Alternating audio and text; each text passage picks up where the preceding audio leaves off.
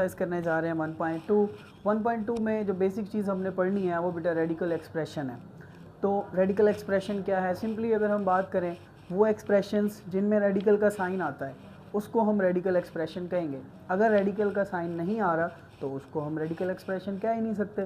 तो radical expression में क्या होता है बेटा, जनरल फॉर्म हमने लिखी है रेडिकल एक्सप्रेशन की, x is equal to nth root of a। तो इसमें बेटा n जो है वो हमारे पास क्या कहलाता है, आप लोग बताएंगे, इंडेक्स। क्या कहलाएगा, इंडेक्स। a जो है उसको क्या कहते हैं, रेडिकेंट। क्या कहते हैं, रेडिकेंट। और ये जो है ये हमारे पास क्या है, अंडर रूट है, स्क्वायर रूट है या रेडिकल एक्सप्रेशन है, इसको हम कोई भी नाम यहाँ पे यूज़ कर सकते हैं।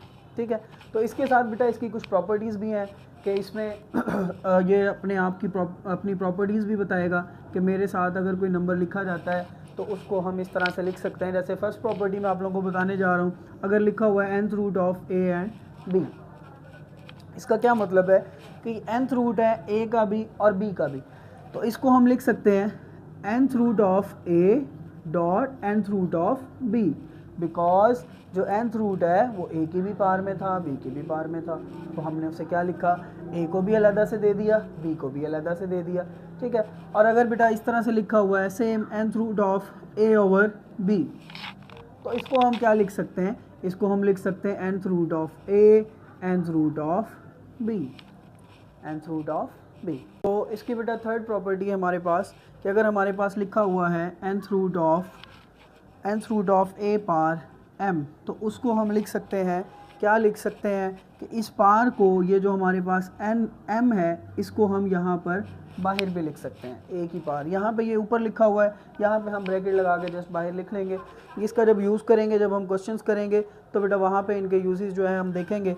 और अगर हमारे पास लिखा हुआ है इसकी फोर्स प्रॉपर्टी में ये आ रहा है कि अगर हमारे पास लिखा है nth रूट ऑफ a पार n, तो इसको हम क्या करेंगे, a पार n, और nth रूट को हम क्या लिखेंगे, 1/n। तो क्या होगा बेटा, n के साथ कैंसिल आउट हो जाएगा, लेकिन जस्ट ये प्रॉपर्टी है तो इसलिए यहाँ पे हमने कैंसिल नहीं करना, जस्ट प्रॉपर्टी को अंडरस्टैंड करना है। नेक्स्ट जब हम क्वेश्चंस करेंगे तब हम इसका यूज़ करेंगे। उसके बाद हमारे पास बेटा जैसे ये रेडिकल है तो इसके साथ साथ हमारे पास इंडाइसिस भी होगा, या हमारे पास पार्ट्स में भी एक्सपोनेंट भी होंगे। जैसे कि हमारे पास जो बेटा अंडर रूट है वो किसके बराबर होता है, 1/2 के। अगर यहाँ पे इंडेक्स हम चेंज करें, यहाँ पे 4 आ गया तो ये क्या बन जाएगा, 1/4। जो भी इंडेक्स होगा वो नेक्स्ट 1 के डिनोमिनेटर में आ जाएगा। यहाँ पे हम ले लें के, तो वो क्या बनेगा, 1/k। यहाँ पे हम कोई भी नंबर, यहाँ पे हमने ले लिया n प्लस m, तो इसे हम लिखेंगे 1/n प्लस m। हम यहाँ पे जो भी इंडेक्स लेंगे वो नेक्स्ट जाके क्या बन जाएगा, डिनोमिनेटर बन जाएगा। इसके साथ इंडेक्स जो है उनके बेटा कुछ लाज हैं, इंडेक्स के लाज भी हमने पढ़ने हैं, लाज ऑफ इंडेक्स। ये बड़े आसान है बेटा और इनका यूज़ बहुत ज़्यादा है। हमारे क्वेश्चन में जो मेन यूज़ है वो इंडेक्स का ही है कि अगर हमारे पास a पार m डॉट a पार n लिखा है, तो यहाँ पे देखें ये जो a है ये हमारे पास है बेस। क्या है, बेस। m जो है इसको हम कहते हैं एक्सपोनेंट, एक्सपोनेंट कहते हैं, या हम इसे कहते हैं पार। ठीक हो गया। तो देखें यहाँ पे बेसिस जो हैं वो हमारे पास सेम है और वो क्या हो रहे हैं, मल्टीप्लाई। डॉट का मतलब होता है मल्टीप्लाई, बेसिस सेम है, मल्टीप्लाई हो रहे हैं, तो बेटा ये जो इनकी पार है ये हमारे पास ऐड हो जाएगी, तो उसको हम लिखेंगे a पार m प्लस n। अगर इसी तरह हमारे पास है जी a पार m डिवाइडेड बाय a पार n, बेसिस यहाँ भी सेम है, डिवाइड हो रहे हैं, तो जो बेटा पार है वो ऊपर जाके माइनस हो जाती है, a पार m माइनस n। अगर पार पहले ही नीचे माइनस है तो वो ऊपर जाके प्लस हो जाएगी, अगर पार नीचे प्लस है तो वो ऊपर जाके माइनस हो जाएगी। इसी तरह हम ऊपर से भी शिफ्ट कर सकते हैं, नीचे से भी शिफ्ट कर सकते हैं। ओके, तो इसमें बेटा एक और बात उसने लिखी है, a पार 0 जो है वो 1 के बराबर होता है। किसी भी नंबर की पार 0 अगर हम ले लें तो वो किसके बराबर होगी, 1 के। उसकी रीज़न क्या है, रीज़न बेटा मैं आप लोगों को बताता हूँ कि अगर हमने लिख लिया a पार a माइनस a का मतलब क्या है, 0। क्या है, 0। वीडियो को थोड़ा जूम कीजिएगा ताकि बच्चों को क्लियर नज़र आए। ए पार ए माइनस ए का मतलब क्या है 0। तो बेटा देखें ए पार ए, माइनस में हमने पढ़ा है माइनस, अभी हमने देखा डिवाइड हो रहे हैं तो पार क्या होती है माइनस होती है। तो हम क्या करेंगे ए पार ए, माइनस का मतलब डिवाइड और ए पार ए। हमने क्या कर दिया इंडाइसिस वाला रूल अप्लाई किया, माइनस है तो उसको क्या कर दिया डिवाइड कर दिया। डिवाइड हुआ तो देखें यहाँ पे ए पार ए कैंसिल आउट हुआ, तो ये हमारे पास बन गया 1/1। तो 1/1 क्या होता है 1 होता है। तो इस तरह से किसी भी नंबर की जो पार है वो किसके बराबर होती है 1 के बराबर होती है। क्लियर। अब बेटा एक और चीज़ बेटा रेडिकल में जो हम पढ़ेंगे वो है हमारे पास सर्ट। क्या है वो है सर्ट। सर्ट क्या होती है बेटा, ये हमारे पास वो नंबर्स जैसे हमने लिखा यहाँ पे 5 जो है वो किसी का स्क्वायर रूट नहीं होता, तो 5 ऐसे ही लिखा जाएगा, ये इसने सॉल्व भी नहीं होना, तो इसको हम कहेंगे सर्ट। क्या कहेंगे सर्ट। अब अगर यहाँ पे आप लोग क्वेश्चन करें सर अगर यहाँ पे आ गया 9 तो क्या ये भी सर्ट है, नो, बिकॉज 9 को हम क्या लिखते हैं 3 का स्क्वायर, 3 ये तो कट हो गया, तो ये हमारे पास क्या बच गया 3। तो वो नंबर्स जिनका बेटा स्क्वायर बनता है वो सर्ट नहीं होंगे, जैसे 25 5 का स्क्वायर बन जाएगा वो भी सर्ट नहीं होगा, 4 है 2 का स्क्वायर बन जाएगा वो भी सर्ट नहीं होगा। बाकी जो दूसरे नंबर्स हैं वो हमारे पास सर्ट में आ जाएंगे। सर्ट जो है वो दो तरह की होती है, एक बेटा होती है मोनोमियल सर्ट और सेकंड होती है बायनोमियल सर्ट। मोनोमियल सर्ट वो होती है जिसमें सिर्फ और सिर्फ एक टर्म होती है, जैसे ये अभी हमने लिखा √5, ये हमारे पास मोनोमियल सर्ट है। कौन सी सर्ट है मोनोमियल। ये बेटा आप लोगों से एमसीक्यूज में पूछा जा सकता है monomial surd, how many types of surd, there are 2 types of surds, first is monomial and second is binomial. Bi का क्या मतलब होता है, बाय का मतलब होता है 2, तो ऐसी सर्ट जिसमें हमारे पास 2 टर्म्स होंगी उसको हम कहेंगे बायनोमियल, जैसे √5 + √3। क्लियर। अब बेटा हम जा रहे हैं क्वेश्चंस करने अपने। जी स्टूडेंट्स हम करने जा रहे हैं एक्सरसाइज 1.2। उसका बेटा पहला क्वेश्चन है। इस क्वेश्चन को करने से पहले एक्सरसाइज का जो इंट्रोडक्शन है बेटा उसको ध्यान से सुनना है। अगर उसको आप बेहतरीन तरीके से सुन लेंगे तो ये क्वेश्चन आप लोगों के लिए बहुत आसान हो जाएंगे। तो पहला क्वेश्चन हम करने जा रहे हैं 13/4 + √3। तो इसको क्या करना है बेटा, हमने रैशनलाइज़ करना है। रैशनलाइज़ क्या होता है, जब भी हमारे पास डिनोमिनेटर में √ आता है तो उसको रैशनलाइज़ किया जाता है। ओके, तो रैशनलाइज़ का क्या प्रोसेस होता है। तो बेटा हमारे पास ये क्वेश्चन है 13/4 + √3। हमने क्या करना है, इसको रैशनलाइज़ करना है। रैशनलाइज़ करने के लिए हमें किस चीज़ का पता होना चाहिए, हमें किसी भी कम्प्लेक्स नंबर के कंजुगेट का पता होना चाहिए। जैसे a + b आयोटा जो है एक कम्प्लेक्स नंबर है, तो इसका हमने क्या लेना है कंजुगेट। कंजुगेट क्या होता है a - b आयोटा। तो आयोटा वाले साइन को चेंज करना कंजुगेट कहलाता है। ये कम्प्लेक्स नंबर है, हमने इसका क्या ले लिया कंजुगेट ले लिया। इसी तरह ये हमारे पास एक कम्प्लेक्स नंबर है, इसके कंजुगेट के साथ हमने क्या, इसके कंजुगेट के साथ ये प्लस है तो यहाँ पे क्या आएगा -√3 4 -√3। इसके कंजुगेट के साथ इसको मल्टीप्लाई भी करा दिया और इसको डिवाइड भी करा दिया। क्लियर। ओके, तो जब अब हमारे पास आ गए बेटा 2 फ्रैक्शंस और वो दोनों आपस में क्या हो रही हैं मल्टीप्लाई हो रही हैं।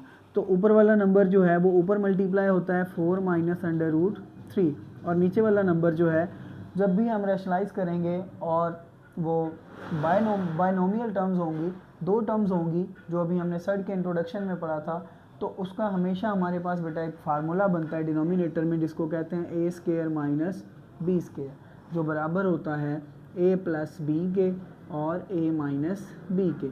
अगर आप लोग गौर करेंगे बेटा तो ये भी हमारे पास इसी तरह लिखा हुआ है a + b a - b। इसको हमने किस शक्ल में लिखना है फार्मूला की शक्ल में। तो ये बनेगा 4 का स्क्वायर माइनस √3 का स्क्वायर। बस एक स्टेप और रह गया स्टूडेंट्स, तो ये हमारे पास एज इट इज़ आ जाएगा 13 × 4 - √3। 4 का स्क्वायर कितना होता है बेटा 16 होता है। गुड, माइनस ये इसके साथ कट हुआ तो ये हमारे पास आ जाएगा 3। 16 में से 3 को निकालेंगे तो कितने बचेंगे 13 बचेंगे। 13 into 4 minus under root 3 divided by 13 के साथ क्या हो जाएगा, कैंसर। तो ये हमारे पास बेटा रैशनलाइज हो गया क्वेश्चन, 4 माइनस अंडर रूट 3 आ गया। क्लियर। डिनोमिनेटर से अंडर रूट को ख़त्म करना रैशनलाइजेशन कहलाता है। समझ आ गई बेटा।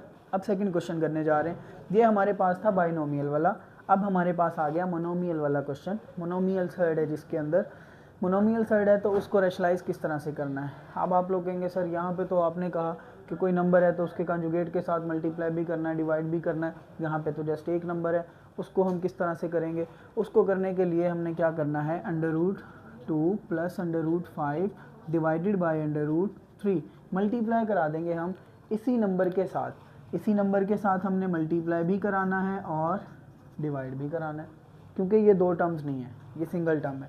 तो सिंगल टर्म है तो इसी के साथ मल्टीप्लाई कराएंगे, इसी के साथ डिवाइड कराएंगे। ओके, तो अब हमने जैसे इसमें सीखा ऊपर वाला नंबर ऊपर मल्टीप्लाई होता है और नीचे हमारे पास फार्मूला बनता है।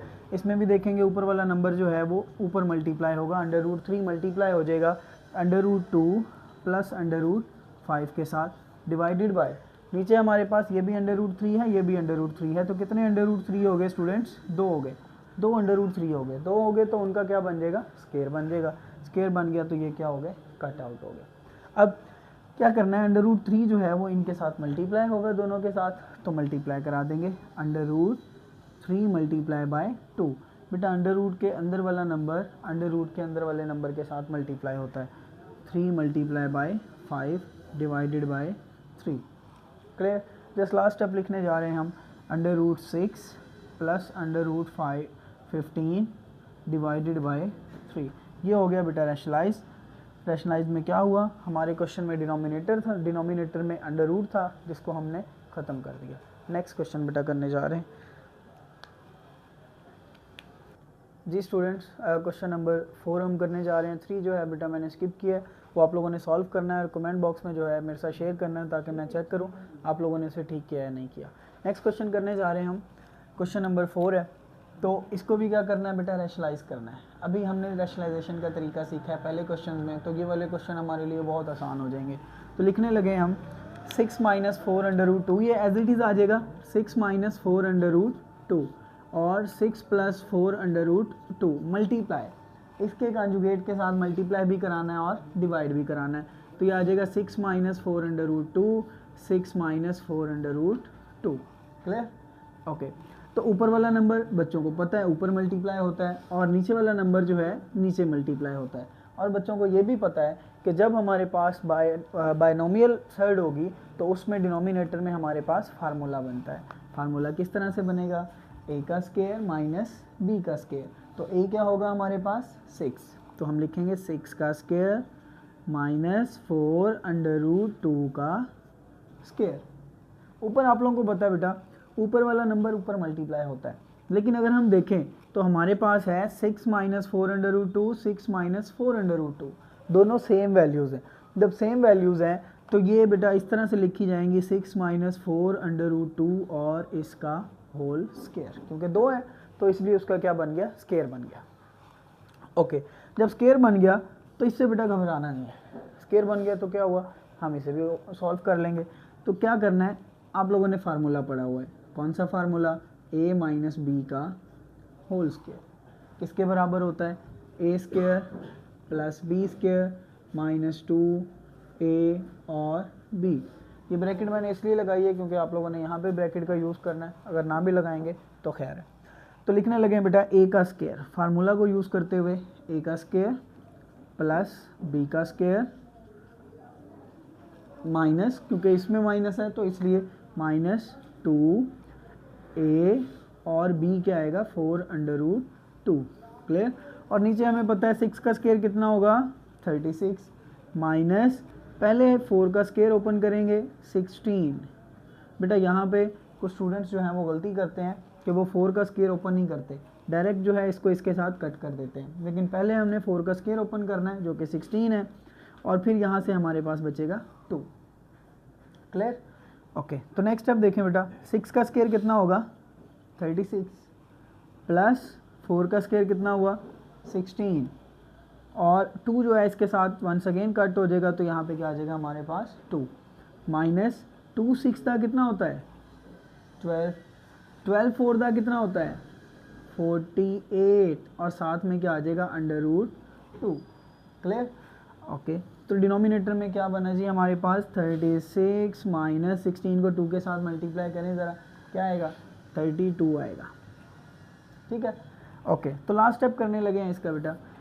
36 प्लस 16 टू का कितना होगा 32 माइनस 48 √2 डिवाइडेड बाय क्या आएगा 36 में से 32 को निकालेंगे तो कितना बचेगा 4। अब देखें यहाँ पे ये दो नंबर जो हैं वो सेम आ गए 36 और 32, दोनों को ऐड करें कितना बनेगा 6 और 2 कितने हुए 8, 3 और 3 कितने हुए 6 माइनस 48 √2 डिवाइडेड बाय 4। जी बेटा, ये हमारे पास हो गया रैशनलाइज। अब हम नेक्स्ट क्वेश्चन करने जाएंगे बेटा इसका, उससे पहले मुझे यहाँ से इसको अरेज करना पड़ेगा ताकि उसके लिए स्पेस बने। जी बेटा, नेक्स्ट क्वेश्चन करने जा रहे हैं हम √3 - 2 √3 + 2। उसको रैशनलाइज करने के लिए मैंने पहले बेटा लिख लिया कि इसको मल्टीप्लाई कराएंगे इसके कंजुगेट के साथ। कंजुगेट में क्या होता है कि हमारे पास अंडर के साथ जो भी साइन होता है उसको हम चेंज कर देते हैं। उसके बाद आप लोगों को पता है बेटा कि ऊपर वाला नंबर जो है वो ऊपर मल्टीप्लाई होता है और नीचे जब भी हम बाइनोमियल सर्ड की रैशनलाइजेशन करते हैं तो नीचे हमारे पास फार्मूला बनता है। तो पहले फार्मूला बना लें √3 का स्क्वायर माइनस √2 का स्क्वायर। उसके साथ √3 - 2 √3 - 2। वंस अगेन जैसा हमने इस क्वेश्चन में किया था ऐसा ही हमारे पास इस क्वेश्चन में आ गया कि दो नंबर हैं और दोनों सेम है। तो जब दोनों सेम होंगे तो हम उन्हें लिख लेंगे √3 - √2 का स्क्वायर। क्लियर?